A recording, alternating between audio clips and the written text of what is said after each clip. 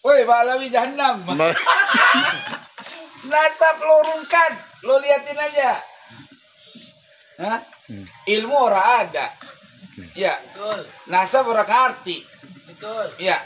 Ngagulnya selangit. Nah, Ya. insyaallah. Buset. Nawir we, nawir. Tawir mulu, nyari apam gratis. Malu ngapa malu? Udah, rungkan lo. Ngaku tuh bukan keturunan Nabi, ngaku keturunan Nabi. Nun mati ketemu ba orang tahu. Ya. PA. Assalamualaikum warahmatullahi wabarakatuh. Apa kabar sahabat-sahabat sekalian dimanapun anda berada? Semoga kita selalu dalam kesehatan dan kebaikan, amin ya rabbal alamin. Nah, pada kesempatan kali ini seperti yang telah saya tampilkan pada video sebelumnya, yaitu merapatnya Tengku Qori, Sayyid Qori pada barisan Ba'alawi. Ini adalah sebuah indikasi bahwa beliau ini adalah benar-benar membela Ba'alawi. Lah, yang kita harapkan kan bukan seperti itu ya. Seharusnya seperti Sayyid Qori ini menjadi jalan tengah. Hadiran Sayyid Qori ini semakin memperkuat ya barisan Ba'alawi. Mereka ini semakin percaya diri dengan keabsahan nasab mereka. Ya, padahal sebelumnya Sayyid Qori ini kan bela mati-matian tesisnya Yai Imad, sampai Sayyid Qori di sini ada video yang menjelaskan bahwa beliau ini ngatain Ba'alawi ya, mengumumkan kalau Ba'alawi ini benar-benar nasabnya terputus dari Rasulullah. Beliau ini tegas-tegasan dan sangat keras sekali melantangkan hal itu. Namun entah kenapa ya, pada akhirnya beliau ini berbalik arah. Berbalik arah tidak hanya membela Ba'alawi tapi menyerang keras Kiai Imad. Nah, yang kita harapkan kan bukan seperti itu. Kalau memang Sayyid Qori di sini, Tengku Qori di sini ya, tidak mau lagi membela tesisnya Yai Imad dan mempercayai keabsahan nasab Ba'alawi, seharusnya janganlah menyerang Kiai Imad. Artinya biar keadaan di sini ini tidak semakin keruh, tidak semakin parah. Yang saya harapkan dan kita harapkan bersama kan menjadi jalan tengah. Mungkinkah memang ada polemik ataukah memang ada urusan pribadi atau bagaimana tentang berbaliknya Sayyid Qori pada barisan Ba'alawi di sini ya. Ya, kita semua tidak tahu ya, tidak paham ya. Cuma andaikan Sayyid Qori ini berada di tengah-tengah, itu menurut saya itu sangat lebih baik ya. Lebih baik sekali. Karena isu nasab ini kan sudah lama. Jadi perlulah untuk jalan tengah.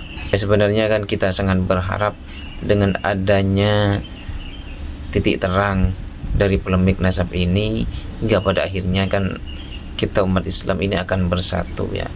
Tidak mengagung-agungkan nasab, tidak mengagung-agungkan keturunan, tapi ilmulah yang diutamakan dalam segala hal seperti itu. Marilah kita saksikan bersama.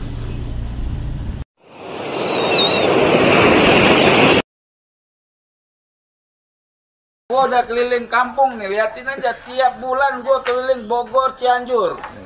Gua dakwain para kiai supaya kagak percaya Ba'alawi palsu. Alhamdulillah, lu liatin aja Bogor udah mulai goyang nih. Lu kata sama gua. Cianjur udah kena. Rumil orang diterima di Cianjur. Jahannam Ba'alawi. Imam besar ya, Amani kita Mirjani kalah doanya. Kata Nikita nih, Nikita ajib juga biar gitu-gitu ge. Iya. Ini kata Nikita zaman dulu ya. Apa Nabi itu tukang obat, bukan keturunan Nabi, bener bisa. Bener. Nyata omongannya. Nyata, masuk penjara lagi ya.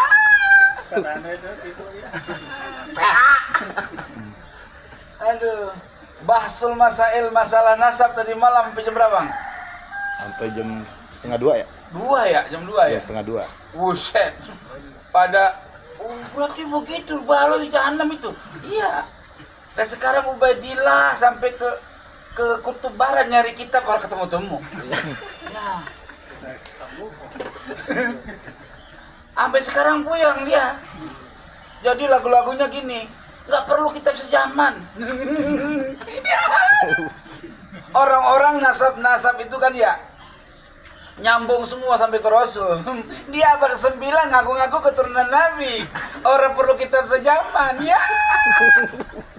Kagak ada kitab sejaman, makanya nih ya. Kalau ketemu Balawi lu tanya, Balawi kakek lu Ubaidillah anak siapa? Anak Imam Ahmad kata ya, Ahmad bin apa? Bin Isa, ya kan? Ada nggak kitab sejaman? Orang perlu. Malu ngaku keturunan Nabi orang ada kitab sejaman. Tes DNA upload grupnya G. Yahudi. Dulu bilang haram, sekarang dulu bilang wajib ya. Sekarang bilang haram. Aduh.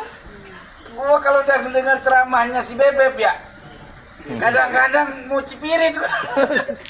Si kepala gua, kok bisa?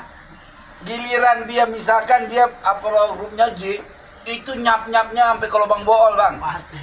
Pasti itu. Segala wajib. Benar. DNA Nabi kemana? DNA Wali Songo kemana? Ya. Giliran dia G. Dia aja belagu apalagi. Ujung-ujungnya kong kali kong sama anunya, mantunya. Gua mau udah terlanjur bilang wajib. Ya. Lu ralat dia. Lu bilang haram gitu ya. Siap abah kan. Orang Indonesia udah pinter, Bang. Iya. Semua. Sekolahnya udah tingkat tinggi. Mbak Alawi kagak ada yang sekolah. Kenapa? Nggak perlu sekolah Mbak Alawi, Bang, tinggi-tinggi. Emang apa ada? Emang? Enggak sekolah juga banyak fulus kata dia. Iya. Jadi kuncen di makam, iya kan? Ya, dawir keliling kampung jual minyak wangi modal 10.000, 200.000 dijualnya. Ya. Sohe. Iya. Kadang jual buhur modal 50.000 jual 300.000. Ya. Orang kena sekarang zaman 2024. Orang kena. Orang pribumi Indonesia udah pintar.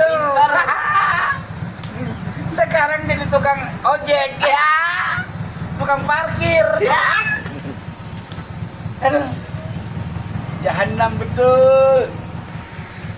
Ini saya ada yang bertanya kepada saya, teman-teman dari Sukabumi bertanya, kenapa ini Said sampai bisa balik ke Balus? Kan dulu kan saking galak ke Bali bukan main itu. Sekarang bisa balik ke Balawi melawan Kiai Imad, sampai ke berani nantang Kiai Imad itu. Oh iya. Baik, itu pertanyaannya. Iya, segitu aja. Oke, assalamualaikum warahmatullahi wabarakatuh. Waalaikumsalam warahmatullahi Alhamdulillah, nahmaduhu wa nasta'inuhu wa nastaghfiruhu wa na'udzu billahi min syururi anfusina wa min sayyiati a'malina, may yahdihillahu fala mudilla lahu wa may yudlil fala hadiyalah. Amma ba'du. Allahumma shalli wa sallim wa barik ala sayyidina Muhammad wa ala alihi wa sahbihi ajma'in. Akhina billahi rahmati Allah. Wabil khusus Mbah Sule. Ini dulu ini musuh. Hampir berantem dulu biasanya. Saya pernah dulu bela Said. Lagi disusul sama preman gabus, saya lawan, dibela saya hancur lagi. Sekarang ketemu dengan Said itu. Dulu itu karena lagi ngelawan itu Balawi kan dulu. Diserang sama ini, ada preman kedatang, saya bela Said karena saya tidak nerima ulama dihantam sama preman gitu. Saya bela, hancur saya. Sekarang ketemu dengan Said gitu. Nah, ini sejarah ya, perjalanan hidup itu bagaikan gelombang air lautan. Ada di ketika dia beralun-alun ya kan, ada ketika dia bergelombang. Jadi sebelum saya menjawab pertanyaannya Mbah Sule ya kan, nah itu habis khusus ada sahib kita segap ya. Jadi ini ingin saya sampaikan dulu ya, wahai Imaduddin alaihil kadzab ya, gue sudah berjalan untuk menghancurkan tesis lu dengan ilmu, bukan dengan apa omon-omon. Gua keliling Sukabumi, Cianjur, bahkan nanti lihat kemana akan berjalan. Tunggu masanya. Oke? Oh ya Rab. Imad. Aduh. Tesis Gue pikir tesis IMAT ya kuat sekuat baja. Rupanya kuatnya kayak bala-bala tuh, bala-bala. Astagfirullah, gue pikir sekuat baja, ternyata kayak bala-bala. Nah, perlu diketahui perjalanan demi perjalanan 2 tahun lebih ya saya kontra dengan Mbak Alawi. Tapi perlu diketahui bahwa saya ini bukan tipe orang yang bisa dibohongi. Tipe saya itu meneliti. Dari dulu nih saya bicara sebelum masalah nasab, bicara masalah Wahabi, habis saya kejar Wahabi itu. Ya, saya rela mati demi kebenaran. Nah, ketika saya menganggap bahwa awal itu tesis IMAT itu kuat bagaikan baja, ternyata kekuatan bagaikan bala-bala, ya, saya bela dia sampai mau mati saya. Antum lihat semua, dan saya menciptakan manajemen konflik supaya manusia tahu semua ada masalah dalam Mbak Alawi ini. Awal. Nah, ternyata Allah Subhanahu wa taala tetap ya memisahkan saya dengan mereka. Pertama, dalam pembentukan organisasi, ya. PWI mereka teriak-teriak curut-curutnya nggak tahu sejarah, dianggap saya diajak-ajak ke PWI.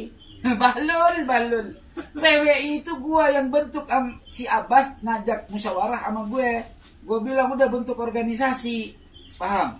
Nah, tapi karena mereka memang manusia jumud, sana dek, sana. Karena manusia jumud, ya, manusia yang haus kekuasaan, ya, mereka takut kalau gue di atas puncak, ya, karena diskusi di Banten IMAT ngumpet di WC, ya kan? Gue terus di atas, di depan, akhirnya orang-orang itu akan berpikir kalau IMAT tidak menjauhi gue, paham? Ya, maka tesis dia itu dianggap punya gue, karena dia nggak viral. Karena yang kedua, dia keturunan Aseng, mata cipit hidung pesek, jadi kalah pamor sama keturunan asli Sayyid, gitu loh. Mata cipit hidung pesek, kan Nabi pernah bilang tidak akan terjadi kiamat sebelum umatku memeragi mata cipit hidung pesek. Lihat di Sahih Bukhari, ya. Nah, inilah penyebabnya fitnah akhir zaman. Dan saya meneliti kebenaran, maka siap mati kemanapun adanya, gitu loh. Tapi otak saya tidak berhenti di situ. Saya pulang ke Aceh 2 bulan. Di situ dikasih nasihat oleh guru-guru saya di Aceh. Mereka tidak mengatakan saya harus jangan pro IMAT, enggak. Mereka bilang teliti lagi yang dalam, kali aja itu IMAT salah, kali aja IMAT itu salah. Tapi kalau benar dia lanjutkan, cuman jangan sampai nanti kau bela IMAT tanpa penelitian yang mendalam, nanti kau kalah debat dengan orang-orang yang memang ahlinya, nanti malu kau, malu kami. Karena walaupun kau nggak bawa orang Aceh, tapi orang tahu kau itu orang Aceh, alumni Aceh, macam tuh, paham? Saya pikir di jalan, berbulan-bulan saya pikir, saya kaji ulang Abnaul Imam, saya kaji ulang Asy-Syajarah Al-Mubarakah, dan saya hari ini bisa meyakinkan bahwa Abnaul Imam adalah kitab asli, Asy-Syajarah Al-Mubarakah adalah kitab orang, bukan kitab karangan Imam Fakhruddin Ar-Razi. Oh, ayo tes, tanding kita berdebat sama gua. Belum jelas itu ya? Oh, belum jelas. Begitu. Jadi perlu diketahui ya bahwa perjalanan ini adalah inayah Allah, pertolongan Allah. Saya pernah selek awal, ya. Lalu saya dicoba untuk disandingkan kembali, ya. Kemudian sanding lagi waktu di Cilegon sampai IMAT berteriak jenderal pembela tesis, jenderal tesis kembali ke pangkuan Pertiwi, katanya begitu kan? Nah, itu IMAT yang ngomong. Itu curut-curut kemarin anak buahnya si IMAT, pengikut si IMAT, taunya apa? Baru kemarin sore viral di TikTok, ilmu arah kepada kebenaran, dia tidak terikat oleh satu penelitian, gitu loh Bang. Jadi dia mempunyai akal yang diciptakan oleh Allah untuk dipergunakan dengan ilmu yang Allah berikan untuk meneliti apakah penelitian itu benar-benar akurat, walaupun pada awal mula kita mengakui keakuratannya, tetapi setelah kita tinjau secara mendalam dengan data-data lain, ternyata banyak kemuskilan yang ke depan Imad gak bakal bisa menjawab pertanyaan yang saya hadirkan, karena pertanyaan yang dia hadirkan pun pertanyaan jebakan. Contoh, pertanyaan jebakan nih. Bagaimana kita bisa mempercaya, bisa meyakini kalau Ubaidillah atau Abdullah itu seorang mujtahid, sementara Ubaidillah itu tidak punya karya tulis, padahal dia seorang mujtahid, gitu loh. Paham ya? Oke. Kita tidak bisa membuktikan keberadaan karya tulisnya Ubaidillah. Sekarang saya bertanya, bagaimana Anda meyakini di Madil Kubra seorang yang saleh dan aulia, bahkan neneknya aulia, padahal dia juga nggak punya karya tulis? Apakah dengan demikian dia dianggap fiktif? Pak, gimana? Ya benar. Ya harus adil dong. Dia memberikan 12 pertanyaan, ya dengan mengatakan kenapa Abdullah atau Ubaidillah tidak disebutkan di dalam kitab apa tuh Tabaqat Fuqaha'ul Yaman. Iya. Saya jawab, tidak disebutkan di dalam kitab Tabaqat Fuqaha'ul Yaman, disebutkan dalam kitab yang lain, yaitu Al-Aqaya. Disebutkan juga di dalam As-Suluk. Jelaskan? Kan menjadi ahli ada di kitab Al-Yaman. Sebentar. Oke. Lalu dia tanya, mana kitab sejaman yang menerangkan Ahmad bin Isa adalah anaknya Abu Ubaidillah atau Abdullah, anaknya Ahmad bin Isa? Saya jawab, sebelum bisa menjawab kitab sejaman, saya ingin mempertanyakan kitab apa yang menjadikan dalil Imad untuk membatasi anaknya Ahmad bin Isa hanya 3. Dia pasti menjawab tidak lain dan tidak bukan adalah As-Sajarah Al-Mubarakah. Saya tidak sentimen dengan kitab. Selama kitab itu muntasyar dan bisa diuji kelayakannya, maka kitab itu mutabak. Oke, dia akan menjawab As-Sajarah Al-Mubarakah. Lalu saya minta satu jawaban. Kitab As-Sajarah Al-Mubarakah karya Imam Fakhruddin Al-Razi.